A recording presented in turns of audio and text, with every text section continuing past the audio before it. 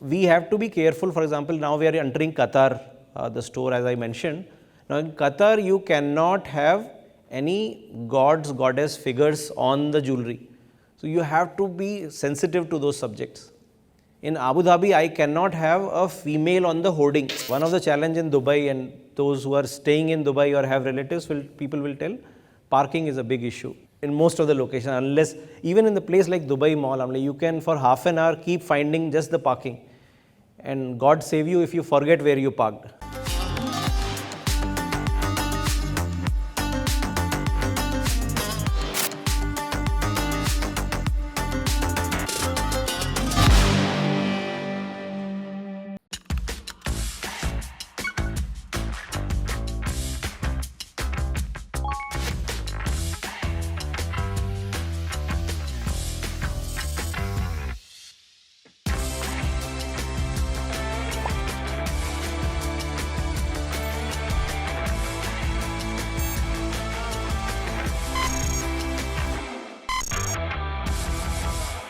Just to bring it to speed, I am a graduate in agriculture. So I did my BSc agriculture 4 years. Worked with Tata Chemicals, as Ankur was saying, was my first company. Moved on from there, worked with acquisition of wind farms in Australia and Europe, and then did something in Gujarat on rural power generation when Modi used to be the Chief Minister of Gujarat. And then moved on, was part of the team which set up DoCoMo in India. And we shifted the telecom space forever because we shifted it from per minute billing into per second billing. And then the whole industry followed that. Thereafter, I moved to Europe back, was with TCS. When my farewell was happening there, one of the CIOs of one of my customer companies, he mentioned that, are you a computer engineer or are you a telecom engineer? I said, none of them. I am a graduate in agriculture. He said, how were you fooling us all this time, selling softwares to us? I said, I was not fooling around. I was understanding your problems. And that's what when I look at, and Vaneet was talking beautifully about it, it is all about solution selling. Are you able to, whichever industry, whichever role you are you able to understand the problem of the customer? Even, let's say, when I come to jewelry, in jewelry also now we are talking to my sales team about solution selling. If somebody is buying for their child's birthday, a small, let's say a pile, versus somebody buying for a wedding anniversary, versus somebody buying as a gift for somebody, they are not buying a product, they are looking for a solution. And in today's day and age, today I could be gifting to somebody a holiday package, I could be gifting a mobile phone, and I could be gifting a jewelry. Well, this was our first Tanishq store, and the beauty of this particular store, and that's why probably Ankur was saying this store in itself is a book, because the store construction was happening in Dubai between March 2020 to September 2020. Anybody remember that period? COVID, lockdown. Nobody could fly from here to there or there to here. The construction was happening over video calls. And that's where Vaneet's internet helped us a lot. It's like large screen video calling going on or project construction going on. But the store has been a great success. It has been among the fastest store to 100 crores turnover. In the Tanishq network, we have more than 400 stores across India. But this became a resounding success.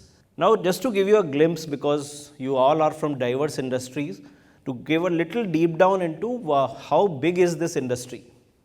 So if you look at just the top 4 players, China, US, India and GCC. So the ballpark numbers as it stacks is that 80 billion USD is the first player, 60 is the second player, 40 is the third player, 20 is the fourth player. That's the proportion.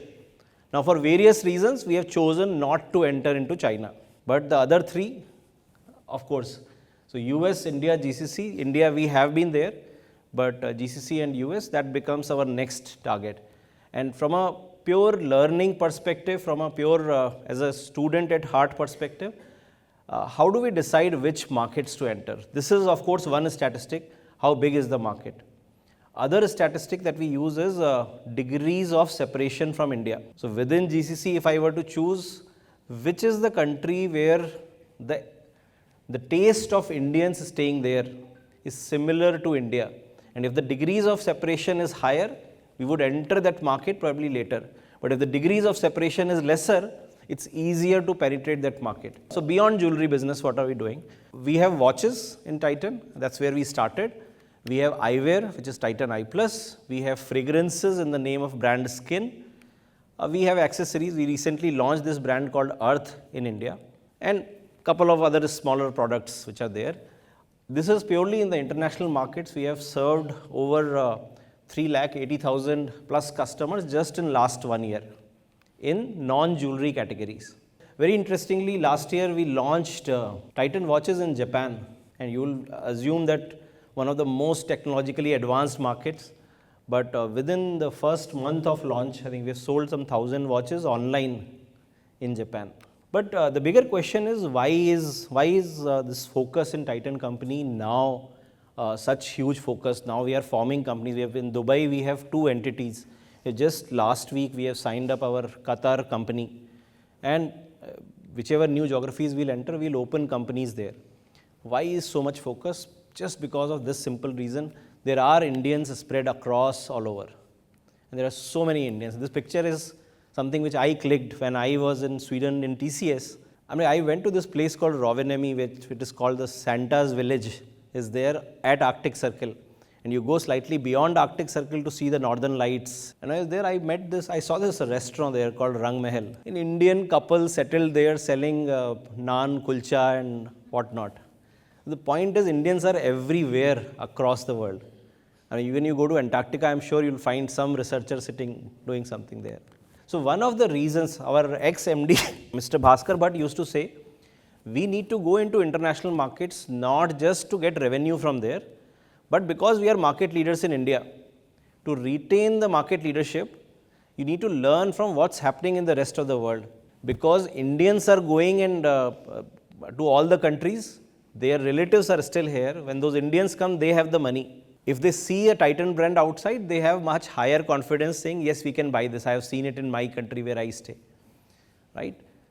Similarly, what happens is we say typically inside our company that US is, let's say, 7 to 10 years ahead in retail practices as compared to India. UAE is at least 3 to 5 years ahead of India. So in the retail, what practices are going on in these countries now will enter into India probably 3 years later. For Indian market to be secured, our Indian market leadership to be secured, we need to learn these practices from all the new markets. Our reason of going international is we want to learn from international, give it back to India. And what is your current breakdown of like revenue from the Indian subcontinent and sales to maybe locals, Emiratis, or other nationals? In UAE. Interesting question. So we have served from Dubai, we have served more than 55 nationalities.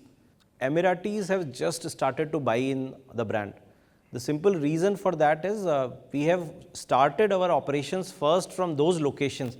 So our first store was in a location called Meena Bazaar, right? Meena Bazaar is some of you would have visited that location. It's a very Indian at heart location. There is a temple, there is a Gurudwara and everything. So people visit there when they want to feel Indian and buy Indian. Emiratis don't buy from there. So second store opened in a Barsha location here. Barsha is surrounded by, let's say, professional Indians. So managerial, general managers and all, they staying in that catchment, but still Indians. It's just, I think very recently we opened our Abu Dhabi store, which is at the heart of the city on Hamdan Street in Abu Dhabi. That's where we have started attracting the Emirati customers. But if I look at, when I say 55 nationalities, there are all the way from people from Switzerland, from Germany, from UK, US, everywhere, who are coming in as tourists here and buying from us. So on an average at a year level, we are having around 35% business from tourists. Or any jewelry business usually is more a one-to-one, like people see it, like it in person, and then they decide to buy it. Why are there websites where the designs and all are displayed? So I'm assuming your sale via a website and all must be very less. And I'm assuming the intent is just to showcase the designs, right? So I'm assuming you don't focus too much on marketing or selling of jewelry via online, and it's just meant to show and then people come in stores and buy? First part of the question, the regional nuances.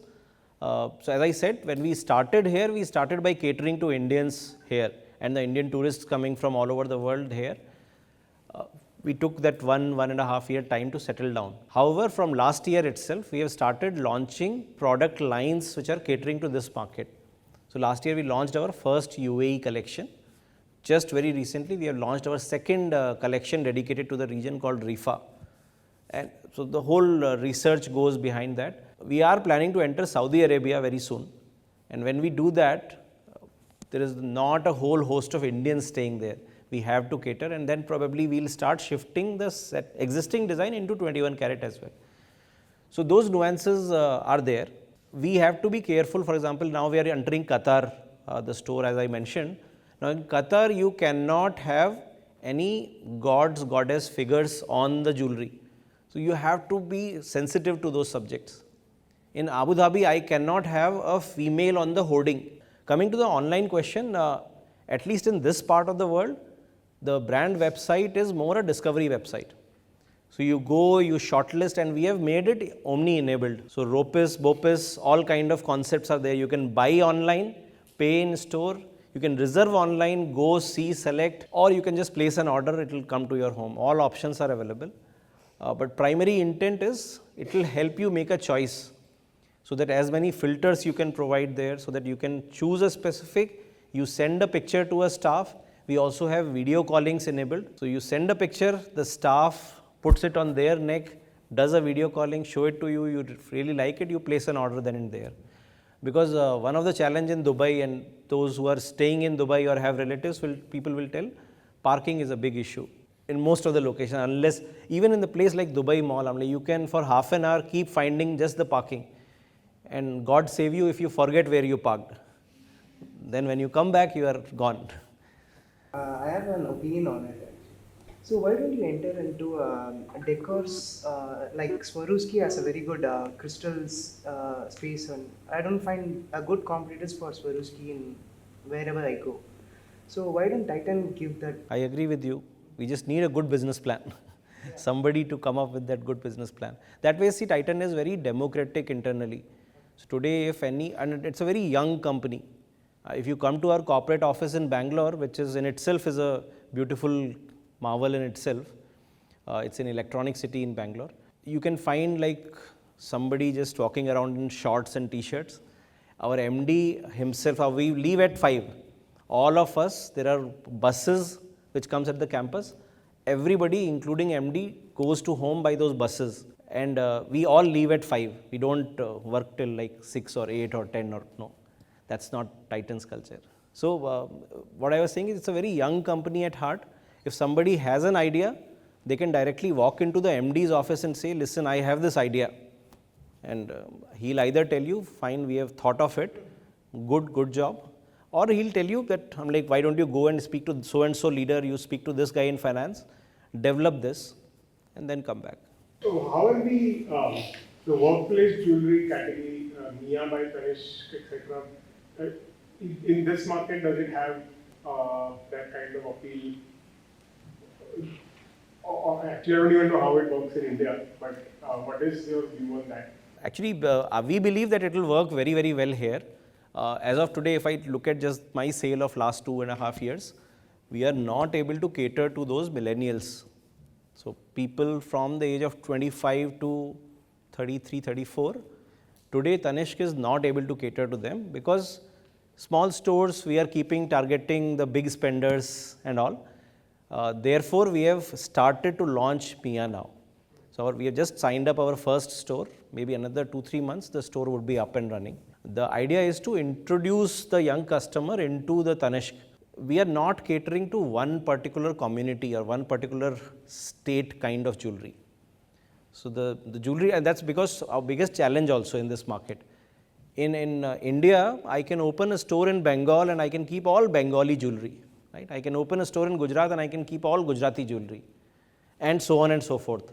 What do I keep here? I still have that same 2,000 square feet. I have customers coming from Punjab, from Bengal to Gujarat to all the places.